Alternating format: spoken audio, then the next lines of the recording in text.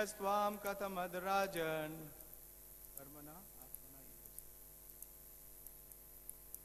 Karmana atmana ihase.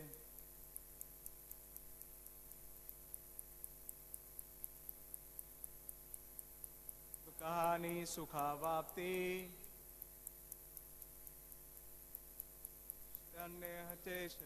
Mataji's. Shreyastvam kathamadarajan. Karmanatmana ihase.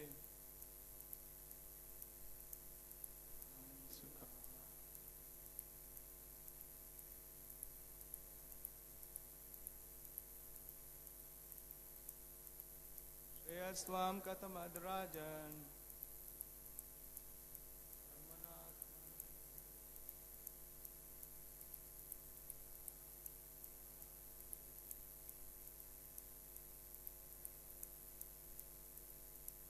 Word meaning Shreya, ultimate benediction. Tvam, you. Katamat, what is that? Rajan, O king. Karmana, by fruitive activities. Atmana, of the soul. Ihase, you desire. Dukkhahani, disappearance of all distresses. Sukhavapti, attainment of all happiness. Shreya, benediction. Tat, that, na, never. Iha, in this connection. Cha, and Ishyate is available. Translation and purport by His Divine Grace, Srila Prabhupada. Narad Muni asked King Parchini Bharishat, my dear king, what do you desire to achieve by performing these fruitive activities? There is a question being put by Narad Muni. The chief aim of life is to get rid of all miseries and enjoy happiness. But these two things cannot be realized by fruitive activities. So we see this chapter begins by appearance of Narad Muni. And before this, the verse that was taken yesterday, the reason for appearance of Narad Muni is that while the princes, the Prichetas, the sons of King Parchini Bharishat, they were performing severe austerities in the water, their father, the King Parchini Bharishat, he was engaged in different types of fruitive activities, namely the sacrifices, the Karma Kanda sacrifices. We will hear the purport and then we will try to discuss on this. Srila Prabhupada begins the purport with a great concern. He says that in this material world, there is a great illusion which covers real intelligence. A man in the mode of passion wants to work very hard to derive some benefit, but he does not know that time will never allow him to enjoy anything permanently. Compared with the work one expands, the gain is not so profitable. Even if it is profitable, it is not without distresses. If a man is not born rich and he wants to purchase a house, car, and other material things, he has to work hard day and night for many years in order to possess them. Thus, happiness is not attained without undergoing some distress. Further, Srila Prabhupada continues, actually, pure happiness cannot be had within this material world. If we wish to enjoy something, we must suffer for something else. On the whole, suffering is the nature of this material world, and whatever enjoyment we are trying to achieve is simply illusion. After all, we have to suffer the miseries of birth, old age, disease, and death. We may discover many fine medicines, but it is not possible to stop the suffering of the disease or death. Actually, medicine is not the counteracting agent for either disease or death. On the whole, there is no happiness in this material world. But an illusioned person works very hard for so-called happiness. Indeed, this process of working hard is actually taken for happiness. This is called illusion. Therefore, Narad Muni asked King Parchini Bharishat what he desired to attain by performing so many costly sacrifices. Even if one attains a heavenly planet, he cannot avoid the distress of birth, old age, disease and death. Someone may argue that even devotees have to undergo many distresses in executing austerities and penances connected with devotional service. Of course, for the neophyte, the routine of devotional service may be very painful.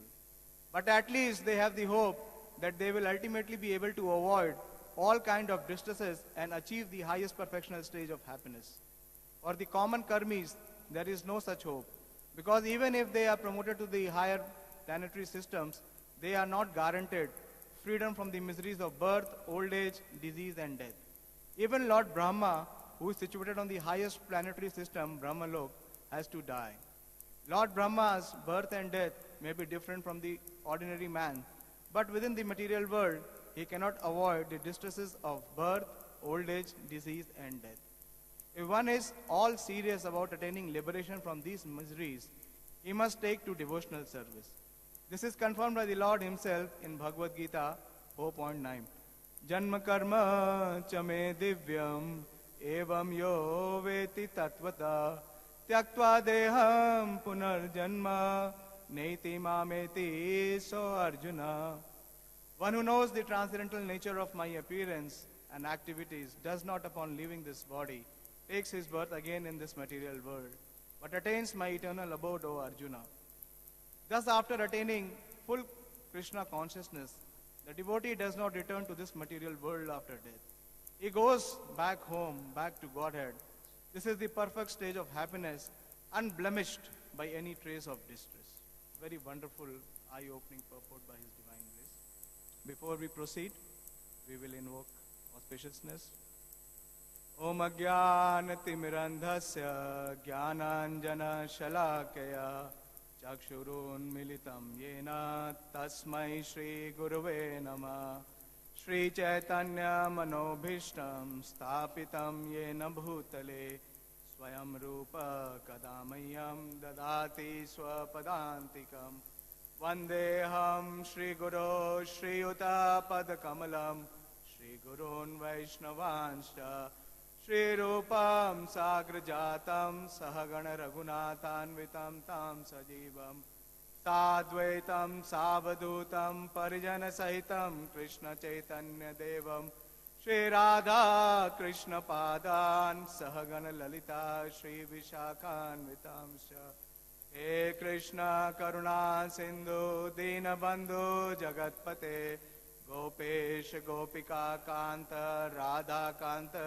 Namostute Tapta Kanchana Gaurangi Radhe Vrindavaneshwari Vrishabhanu Sute Devi Pranamami Hari Priye Vansha Kalpatarubhyascha Kripa Sindhu Bevacha Patitanam Pavanebhyo Vaishnavebhyo Namo Namah Jai Shri Krishna Chaitanya Prabhu Nityananda Shri Advaita Gadadhar Shivasadi Gaur Bhakti Vrinda Hare Krishna Krishna Krishna Hare Hare Hare Ram Ram Ram Hare Hare Namo Vishnu Padaya Krishna Preshtaya Bhutale Srimate Bhakti Vedanta Swami Niti Namine Namaste Saraswati Deve Gauravani Pracharine Nirvishesha Shunavadi Paschat Deshatarine. Hare Krishna. So here we see that Narad Muni has appeared on the scene, and before this chapter we were seeing that the discourse was happening between the sons of the king Prachini Bharisha, the Prachetas, and Lord Shiva. So for us, for those who are attending the discourse or who are hearing and reading Bhagavatam, this is a double retreat. Because a great Mahajan, Lord Shiva, was giving instructions in the just previous chapter. And now here, where Lord Shiva has left, Narad Muni has taken over. And why Narad Muni all of a sudden has appeared in the palace of King Prachini Bharisha? This is very important. The king does not desire that Narad Muni appear. But Srila Prabhupada, in the first verse of this chapter, he is explaining in his purport, because King Parchini Bharishat is the descendant of Maharaj Dhruva. Maharaj Dhruva is a pure devotee who has been blessed by Narad Muni. So this is the compassion of Narad Muni. His heartfelt compassion not only overwhelmed for Dhruva but also to his descendants. He wants to deliver the descendants of Dhruva Maharaj. So very compassionately he has appeared without being invited. So this is the nature of a sadhu or Mahajan. That when he sees the living entity, the conditioned soul, distracted, he comes to deliver them. And Srila Prabhupada opens this purport by saying that everyone in this world is in illusion.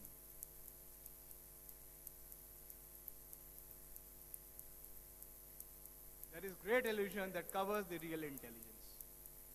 So what is this illusion?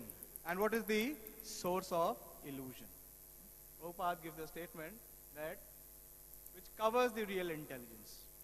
So this illusion is being infested by the modes, the material modes. Material modes, basically the mode of lower modes of passion and ignorance, it covers the real identity. The identity of the soul is covered by the great enemy which is called lust. Lord Shri Krishna enlightens and he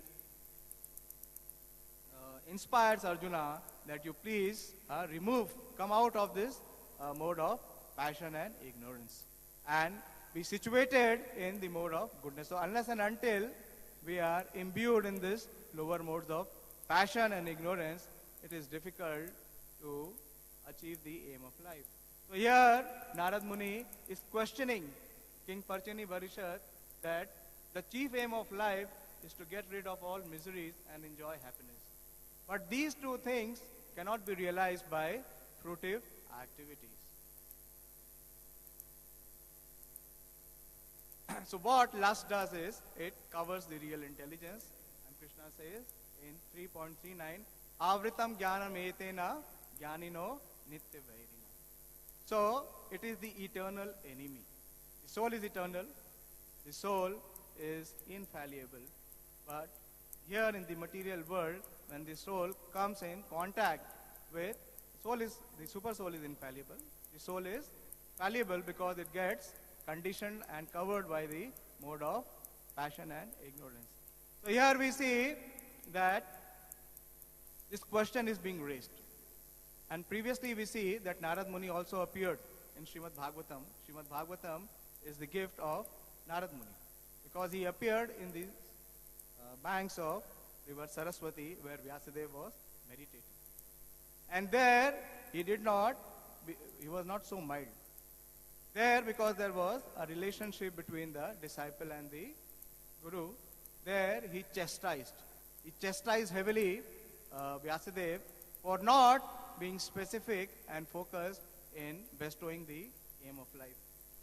So humans have this tendency.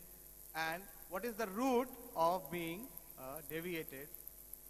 Srila Prabhupada, in this purport of 3.39, he says that the wise living entity's pure consciousness is covered by the eternal enemy lust. And what is this lust? Why it covers the living entity? Srila Prabhupada writes that humans who are disobedient to the laws of Lord, they are shackled by lust, which is an invisible shackle. So those who are disobedient to the laws of the Lord, they are shackled by lust. And this is a great symbol of ignorance, and it keeps us captive within this material world. So this is like a dangling carrot. We see a donkey. A donkey to be loaded so much of load by his humble master. What he does is, he shows the dangling carrot. And because of the dangling carrot, the donkey is completely bewildered. So we see in Bhagavad Gita, Lord Krishna, when he speaks about devotional service, when he begins from the 7th chapter, he says that 4 kinds of people cannot take to the path of devotional service. Namam dushkritino mudha prapadyante naradhama. So, who is the mudha? Prabhupada gives a very emphatic purport to this, and he says that those karmis who are grossly foolish, who are engaged in fruitive activities. So, fruitive activity, so what is this fruitive activity? First, let us try and understand what is fruitive activity. And Prabhupada, in one of his purports in the book, Path of Perfection, he gives a clarity to what is fruitive activity.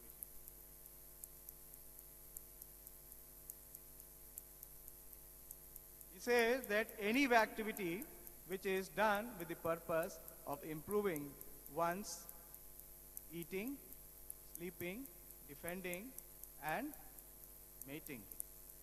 Any attempt which is made to improve one's standard of living is fruitive activity. And this activity, Krishna says, is abominable. In Bhagavad Gita, in the second chapter, Krishna enlightens 2.49, Dhuren hi avaram karma buddhi yoga dhananjaya. Buddhao sharanam anaviksha kripana palahetu. Krishna here is calling the fruitive workers as kripana, as the misers. Why? Because they are attached to the result of their work. And in Prabhupada, in this purport, gives a very revolutionary statement. He says that all work except Krishna consciousness is abominable, because it binds the worker to the repeated cycle of birth and death. And we see that before this verse, Krishna is enlightening. He is saying in 2.47 that karmanne vadikaraste. One has the right to perform his prescribed duty. Prabhupada writes that one has the proprietary rights to perform the prescribed duty. Not anything which is self-imposed, which is called as capricious work. Capricious work means work which is not prescribed by the authority. So if we engage in any activity which is not prescribed by the spiritual authority, that work is abominable, that is capricious, that is whimsical. And it binds us, it grinds us to the repeated cycle of birth and death, that Krishna says is abominable. Shri Shri Radha Parsarthi Bhagavan ki jai, Shri Shri Lalita Vishakha ji ki jai, Shri Shri Gaur Nitai ki jai, Shri Shri Sitaram Lakshman Hanuman ki jai. So we see that this activity is enamoring, it has overwhelmed all the conditioned living entities. Because unless and until there is a dangling carrot, there is some fruit that we want to avail and enjoy, we are not interested in doing any activity. Either grossly or subtly, we want to enjoy the fruits of any activity that we engage or initiate. So Prabhupada, in this purport to 2.47, he gives a very golden statement. He says how we have to perform duties. He says that disinterested obligatory duties performed doubtlessly. I have made it an acronym to remember. Disinterested obligatory duties performed doubtlessly leads one to liberation. D-O-double-D. So when we perform duty, the first criteria is that if we perform any activity, it must be prescribed. Because only if the duty is prescribed, then only it will release us from the bondage. Yag arthat karmano anyatra loko ayam karma bandhara. Tadartham karma konteya mukta sangha samachara. And how we have to perform the duty? Srila Prabhupada is enlightening that we have to be disinterested. Where is the interest? The interest is in the outcome, in the fruit. So that we want to enjoy. And how it has to be performed? It has to be performed doubtlessly. There should not be any doubt that what is the gain for me in this prescription which is coming to me. And we see that the life example of such a obligatory duty being performed with doubtlessly with disinterested consciousness is with the prachetas. The prachetas, they have been given instructions by Lord Shiva to chant the mantra which he has given, which he has gifted them. And they are chanting this mantra for 10,000 years standing in water. And we see these prachetas are also descendants of Dhruva. Yes. And Dhruva was given the mantra by the same Narad Muni, and he achieved perfection in 6 months. And he did not have to stand within the water. He was on the banks of the water, which were where? Madhuban, one of the forests of Vrindavan. So there we see the prachetas, they are not having any doubt. And they are completely disinterested from when the success will come. There is no attachment. So this way we see that the Shastra is teaching us. Here there is an episode. This is an allegory, as Maharaj was explaining, that this particular chapter is named as the characteristics of King Puranjana. So this is Parokshvad. This story is being narrated by Narad Muni to awaken and basically rectify King Parchani Bharishat. And it is Parokshvad, means there is no direct reference. Indirectly he is hinting that how the king is enamored in fruitive activity. So we see when this dialogue that we are hearing or we are going through is between Narad Muni and King Parchani Bharishat. But actually this dialogue is being spoken by Maitreya Muni and Vidurji. So when Vidurji approaches Maitreya Muni, this is in the 3rd canto. These 2 particular cantos, it is Maitreya Vidur Samvad. In the 3rd canto, when first time Vidurji approaches Maitreya Muni and he humbly submits himself, this is the same question which has been asked now by Narad Muni. So Vidurji asked this question to Maitreya Muni. This is 3.5.2, that, O great sage, everyone in this world engages in fruitive activities to attain happiness. Why people are engaging in fruitive activity? To attain happiness. But one finds neither satiation nor the mitigation of distress. Contrary, they are getting distress. So please therefore give us direction on how one should achieve real happiness. So this is not for Mahatma Vidur himself. Mahatma Vidur has already achieved the real happiness. Sukham atyantikam yat tad buddhi grayam atendriya. Veti yatra na chevayam sthita chalati manasa. Krishna says in Bhagavad Gita in 6.23 that this sukham atyantikam yat tad, that eternal happiness one can achieve by buddhi grayam atendriya, which is transcendental to the material senses. And once one is situated in this, Veti yatra na chevayam. And then he says, Yam labdhva na chaparam labham manyate na adhikam tata. Yasmin sthito na dukkhe na gurunapi vichalyet. So once one is situated in this transcendental happiness, there is no tinge of distress or misery is coming to his life.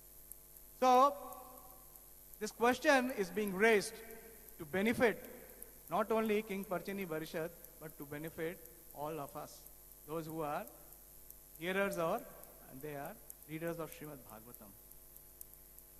The first thing to know is, Srila Prabhupada writes in this purport is, for the common man, he cannot understand God. It is not possible because he is in a polluted state of mind. So first thing one has to understand that one is under the spell of illusionary energy. He is under the influence of illusionary energy. And how does this illusionary energy work? It propels our fruitive mentality, our fruitive activities. So conditioned soul feels that if he engages in fruitive activities, he will enjoy happiness. So this fruitive activity is actually frivolous, it is futile, and it brings frustration, nothing else. So Srila Prabhupada says that this feeling of happiness while performing fruitive activity, one is having some feeling of happiness that he will achieve happiness. So this is the greatest enemy of the fruitive worker. And he is repeatedly victimized in the cycle of birth and death. And in one of the purports in Bhagavad Gita, Srila Prabhupada gives what is the source of this fruitive activity. Why the living conditioned soul, in spite of being enlightened, he is not able to give up these fruitive activities. This is in 2.41, Vyavasayatmika Buddhi Shlok. Srila Prabhupada says that fruitive activities are one's engagement of one's past on pious and impious deeds. So fruitive activity is so deep rooted that even the greatest of sages, it is very difficult for them to be out of this fruitive activity. That is why Krishna says, Name vidur surgana prabhavacha maharshiya. That even the great sages and demigod cannot know my origin and opulence. So what is the scope or hope for us to enter into the mysteries of Krishna? Prabhupada quotes this verse here, that Janma karma cha me divyam. Krishna, his Jan and karma, there is no karma of Krishna. Because his Janma and his all activities are transcendental. They are beyond the realm of karma. So it is impossible for a conditioned soul to be able to enter into this secret. So fruitive activity basically enamors the living entity. It feels that he will attain happiness. And Prabhupada gives a nice song. Prabhupada in this purport gives a song that the living entity, the conditioned soul, has a great desire for happiness. And to achieve this happiness, he works very hard to build a house. And when he attains the house after working for so hard, like Prabhupada is explaining in this purport, he works day and night. And Bhagavatam condemns that. It says that Griha apatya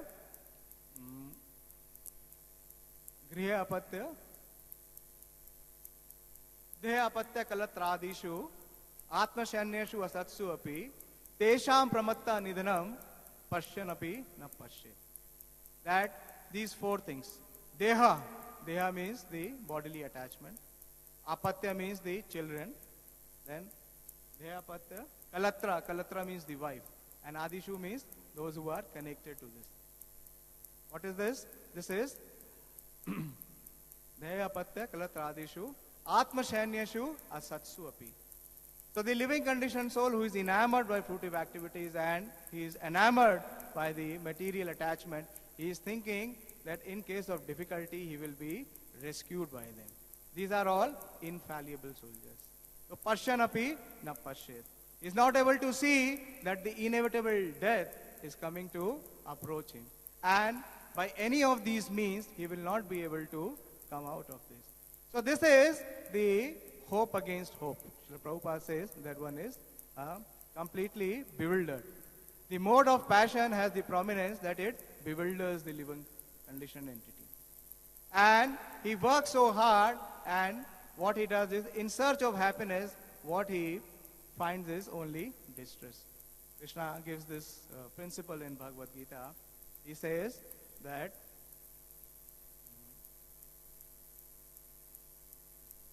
ये ही शमस्पर्शजा भोगा दुख यौने ही एवते आदि अंतवंत तु कौन्तेय ना तेषु रमते बुधा. That ये ही समस्पर्शजा भोगा, any happiness which one is attempting to derive from the senses, they are ultimately the source of all the distresses. So we see in this material world, everybody is suffering. Prabhupada is giving great emphasis on this particular aspect. That everybody, they are trying to seek happiness. Everybody is in search of happiness. But in result, what they are getting is distress. There is another poem which says that everyone in this material world is definitely inflicted by distress. It is in Hindi, it says, Koi tane dukhi. Somebody is suffering great distress because of his body. Backaches, then heartaches, or leg aches, or stomach ache. So many aches. One is always suffering. Shariram vyadhi mandiram. koi tane dukhi. And if somebody is not tane dukhi, then he is koi manas dukhi. His mind is inflicting him so much miseries.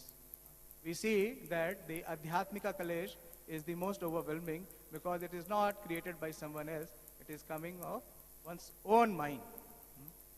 Mana param karanam ye amananti mrityu sansar parivartayet.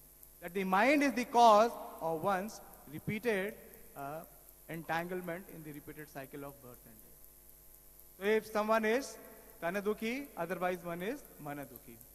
And if one is relieved from these two, and this Tana and Mana is Swastha, he is good, then koi dhanavino rahat udas. But if one does not have material means or material opulence, then there is a great distress. Even we see amongst the devotee community that if one is not having resources, he is always feeling disturbed. Thode thode sab dukhi. Everyone is inflicted with some amount of miseries. Ek sukhi Krishna ke das.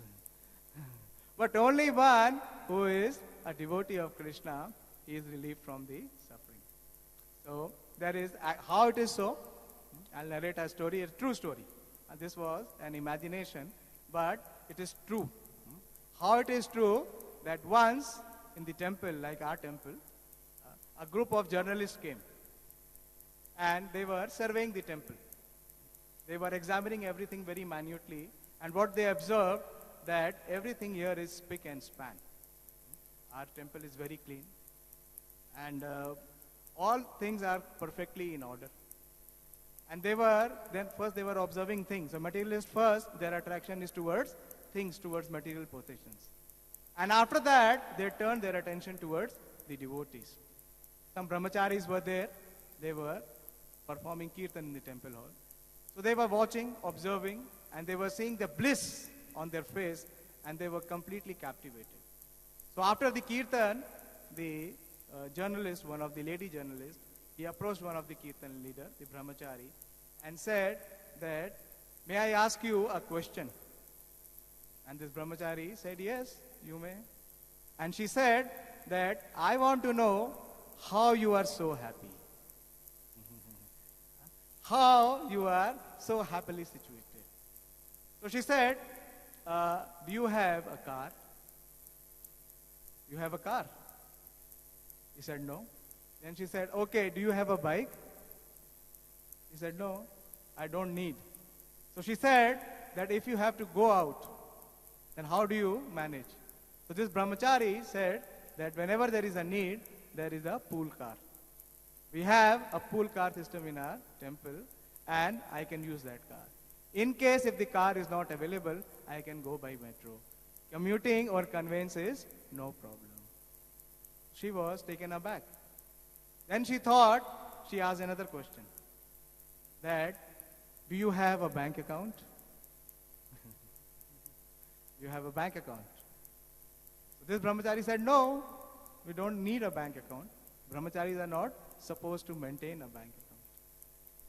So then she was further bewildered. Mode of passion, the bewilderment is always there. So then she further questioned that, do you have a house? Prabhupada is giving these things in the purport. Do you have a house? So he said, no, I don't own a house, but I live in this house, which is Krishna's house. And wherever I need to sleep, I have my space. I can lie down in the mat and I can get space. So that is no problem. Then she finally asked. She was completely puzzled. She said, okay, tell me, do you have a girlfriend? The brahmachari, he said, no. You are not supposed to maintain a girlfriend. So she said, you don't have a car, you don't have a bank account, you don't have your own house, and you even don't have a girlfriend. Then you must be having a smartphone. So this brahmachari shrugged off her question and said, my phone is a basic phone. and I don't need to watch the internet. So she was completely puzzled. She said in her bewilderment, you don't own a car, you don't have a house, you don't maintain a bank balance, you don't have a girlfriend, even you don't have a smartphone. Then how can you be happy? So the brahmachari, the devotee, he very casually answered that because I don't have these things, I am happy. The entire world is enamored and is expecting that he will achieve happiness. But all the shastras, the acharyas, the teachers, the spiritual teachers are enlightening us that these are the causes of distress. Mahaprabhu says, na dhanam, na janam, na sundari. And Srila Prabhupada says that the only way to achieve happiness is to engage in devotional service.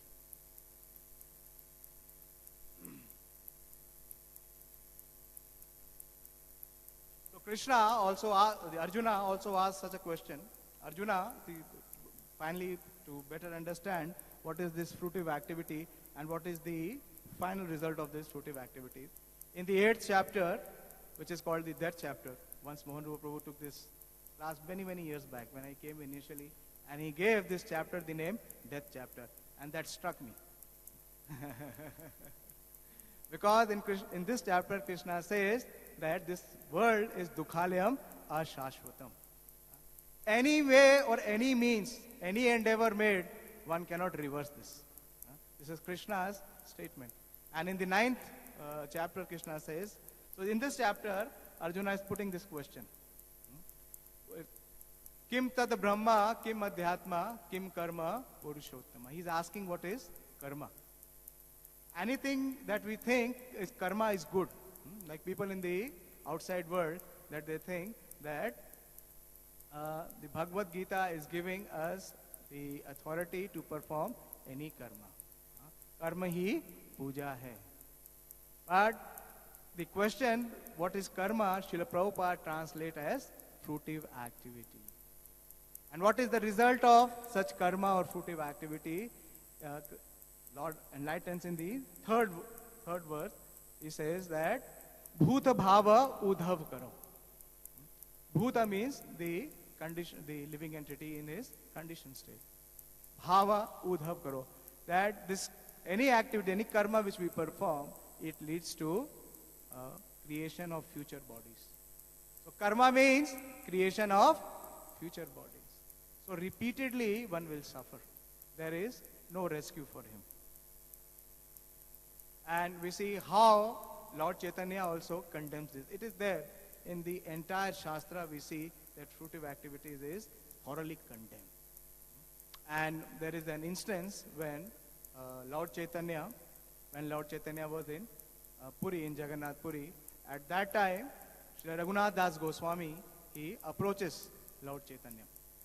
And there we see that Raghunath Das Goswami, he expresses and he, in his character, he depicts the renunciation. He is completely detached from all material possessions. And in that, Krishnadas Kaviraj Goswami writes that Mahaprabhu re bhakta gane vairagya pradhan. Yahan dekhi priti hana gaura bhagwan. And Prabhupada gives a very amazing translation to this particular payar. He says that the very renunciation is the very basic life-sustaining principle for the devotees of Lord Chaitanya. And when Lord Chaitanya sees renunciation in his devotees, he is very pleased. And Lord Chaitanya, when he is having conversation with Sri Raghunath Das Goswami, how he condemns the fruitive activity, he says that when Raghunath Das Goswami has been rescued because he has fled from the place where his father and his uncle was there. So Lord Chaitanya says that Tumhara Bapa Jeshta Vishaya Vishta Gartera Kida. Sukha Kari Mane Vishaya Vishere Maha Pira. Very heavy. Lord Chaitanya says that your father and elder brother, they are like worm in the stool. This is not out of humility. Why? Because they are in the ditch of material enjoyment, and this is the greatest of disease of drinking poison, because they consider material enjoyment to be happiness. So if one is thinking through material enjoyment he will receive happiness, then he is going to only suffer. There is no other way. And Srila Prabhupada gives this verse, this Bhagavad Gita verse, that Janma Karma Chame Divyam Evam Yo Veti Tattvataha.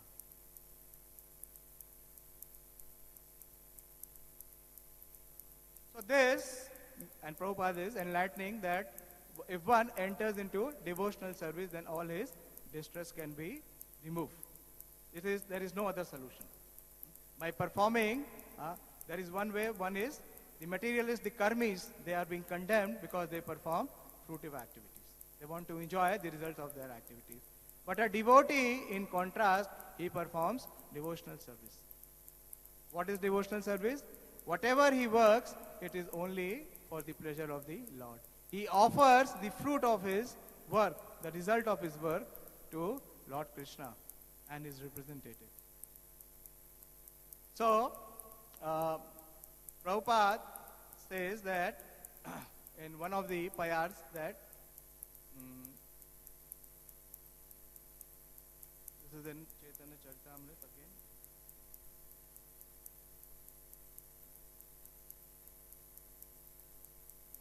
And when Lord Chaitanya was traveling in the holy places, he reached Udupi. He had the darshan of the Gopala deity, and there were Tattvavadis. This is a place of Sripad Madhavendra Puri. Madhvacharya. So there, Lord Chaitanya, in his humility, he inquires from the chief, from the Acharya of the Tattvavadis, because he had pride. Lord Chaitanya took a humble position and he inquired from the Acharya of that Tattvavadis that what is the aim of life? I do not know, so you kindly enlighten. And when this Acharya spoke, he spoke about Varnashram Dharma, and he spoke about 5 kinds of liberation to be able to achieve the abode of the Lord. But Lord Chaitanya did not accept it. He says that Karma Ninda Karma Tyaga Sarva Shastra Kahe Karma Haite Prema Bhakti Krishna Kabu Nahe. So Lord said that every revealed scripture is condemning the fruitive activities. So if one is engaged in these fruitive activities, there is no scope for him to achieve Krishna Prema or achieve the goal of life. So how can one enter into the devotional service? Krishna says in the 11th chapter and the 54th verse, he says that Bhaktya tvananya shakya aham evam vidu Arjuna gyatum drishtum cha tatvena pravishtum cha parantapa. So how to know that Krishna's birth and his activities are all transcendental? So here, evam yo veti tattvataha. So to know, the Acharyas explains that one has to go to a Tattvavit. And who is a Tattvavit? Nasato vidyate bhavo, na bhavo vidyate sata, upiharo bhi dashto antas te anyos tattva darshibi. Those who are the seers of the truth, and they have realized the difference of nature between what is spiritual and what is material. So unless and until one takes shelter of such Tattvavit, it is not possible to begin to understand Krishna. Srila Prabhupada in this purport says that one cannot understand Krishna by mental speculation. For one who does not take personal training under the guidance of a bona fide spiritual master, it is impossible to even begin to understand Krishna. What to say of accepting Krishna's karma or these leelas. And in this 4.9, the verse which Srila Prabhupada is quoting, Srila Prabhupada in the purport is giving a great hope and direction for us. He says that what is this Janma and Karma of Krishna? Srila Prabhupada quotes one of the Upanishads. This is Purusha Bodhini Upanishad, and